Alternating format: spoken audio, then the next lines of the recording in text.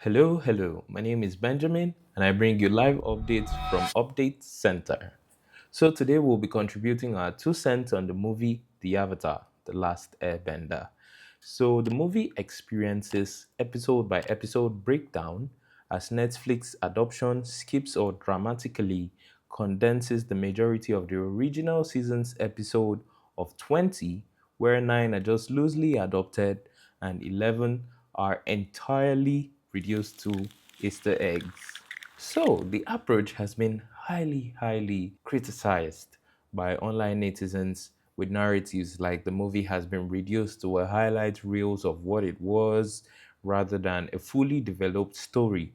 A problem more acute by the fact that the initial season was made of 8 episodes and still felt rushed anyways. To highlight some of the key issues as well as changes and or differences from the initial story, The Serpent's Past. The Serpent's Past is emotionally hollow, right? Somewhere around episode 1, the episode combines the original return to Omashu with The Serpent's Past. The live version moves the Serpent's Past journey much earlier, making the story feel very shabby. Before Appa's missing, this significantly waters down the grief Aang felt for Appa as well as Sokka's feel for you and the date of you in season 1, and the Serpent's Pass originally occurred when Appa was lost. Now, this current live action completely waters down all of the emotions that was captured. The showrunner's choice to avoid the desert scene as captured in the original book of the Avatar goes a step further to detail the fact that they completely avoided emotional context. Example, the emotional context of Appa's missing. Again, we have Zuko's jarring act. The episodes details Zuko alone as well as the chase, which is where the conflict is more apparent. In the live action version, Zuko robs the Earth Kingdom's family that took him in, a heartless action which isn't captured in the original version. The live action doesn't also categorically detail all the struggles he went through alone trying to find the avatar, making his story feel somewhat disjointed. Then again, we have the diminishing role of Appa as well as Appa's lost days. Something is really broken. The season finale adopts the original Lake Logai, Loagi, Lake whatever, and the crossroads of destiny. The creators actually admitted that they wanted to give Appa a more emotionally detailed and weighted role, but were forced to cut down the budget. And who knows, the reason could be because of the cost of CGIs, as well as some other reason we do not exactly know.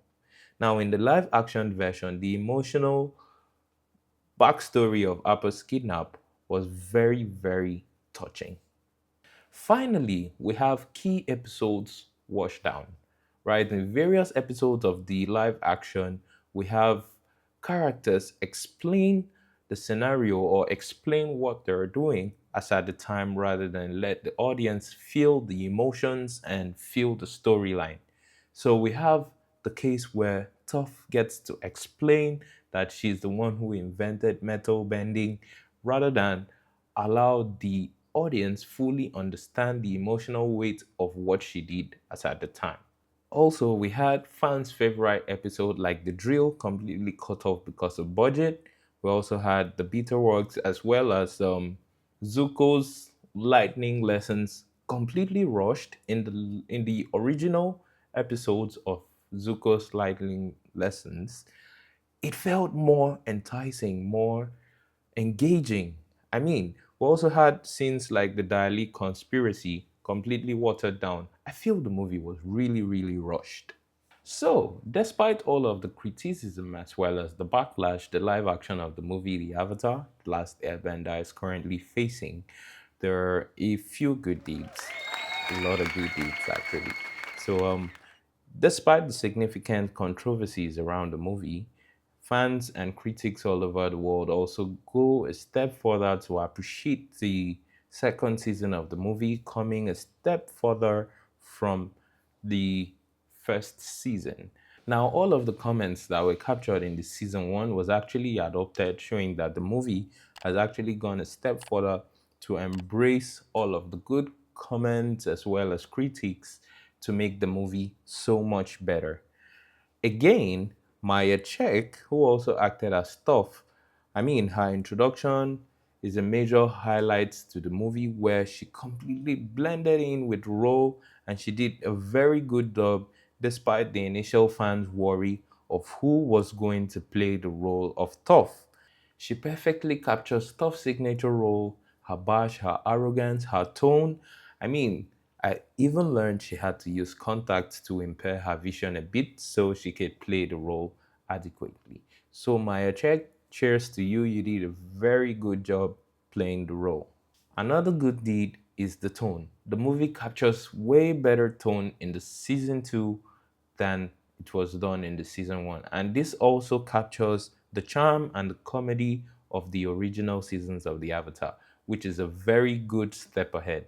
Finally, the general consensus around the live action of the movie The Avatar is one where the season 2 doesn't try to be a perfect copy of the season 1 but forges its own path, leveraging on the strengths of all of the cast involved as well as capturing a more mature and engaging tone.